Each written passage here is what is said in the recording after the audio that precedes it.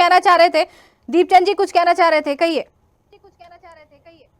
आदरणीय वैशाली जी, जिस तरह हमारे राजनीति विषय में जो बात कर रहे हैं वो तो वही बात कर रहे हैं ना। एक कहावत है कि दुनिया हार के पीछे और जीत के आगे हमेशा खड़ी होती है। तो मैं इनको कहना चाहूंगा कि भाई भारतीय जनता पार्टी को पसंद हो वही बात करेंगे, तुम दिन को अगर रात को हो तो रात कहेंगे।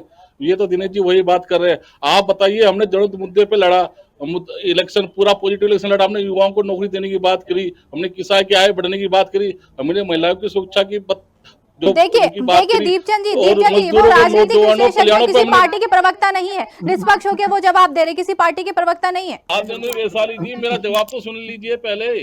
देखिए, हमने कल्याण के मुद्दे पे बात करी। आज प्रदीप आपकी बात जब खत्म हो जाए तो उसके बाद मैं आपको दो चीज बताऊंगा, उनका जवाब आप दीजिएगा। 3-4 करोड़ लोग कल्याण कर रहे हैं, उस पर एक भी मुद्दा नहीं है। अगर आज को बीजेपी भारतीय जनता पार्टी को किसने वोट दिया? मैं तो कह रहा हूँ, खुलेआम कह रहा हूँ कि जब आपसे युवा परेशान है, महिला परेशान है, रोजगार आप नहीं दे पा रहे हो, जब आप उद्योग धंधे नहीं दे पा रहे हो, महिला सशक्तिकरण की बात नहीं कर रहे हो, तो आपको वोट दिया किसने?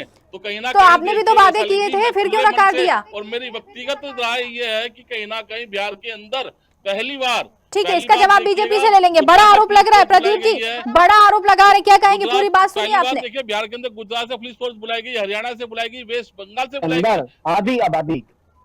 जी कहिए। बिल्कुल प्रदीप जी,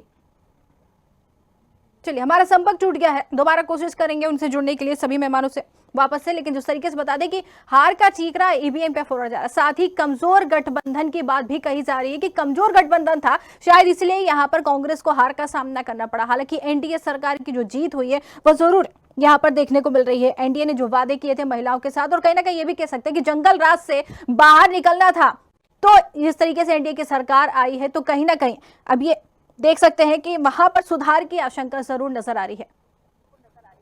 चलिए एक बार फिर से रुक करेंगे, कांग्रेस हमारे साथ जुड़ गए दीपचंद जी, प्रदीप भटनागर जी भी हमारे साथ वापस से जुड़ गए। प्रदीप जी कुछ कहना चाह रहे थे?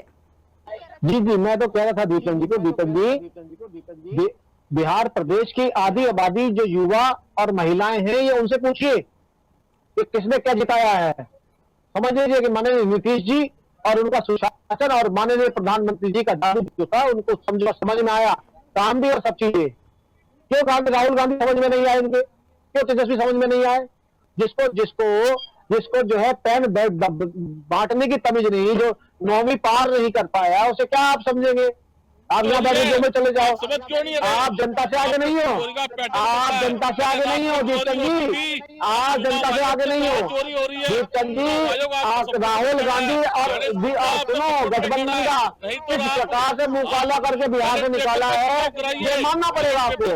आदमी दीपचंद जी मानना पड़ेगा आपको। जैसे बिहार में गठबंधन का मुंह काला करके जनता ने बाहर भगा दिया, अपने गलती सेट कीजिए, कुछ नहीं करना पड़ेगा। आप खामखा प्रदीप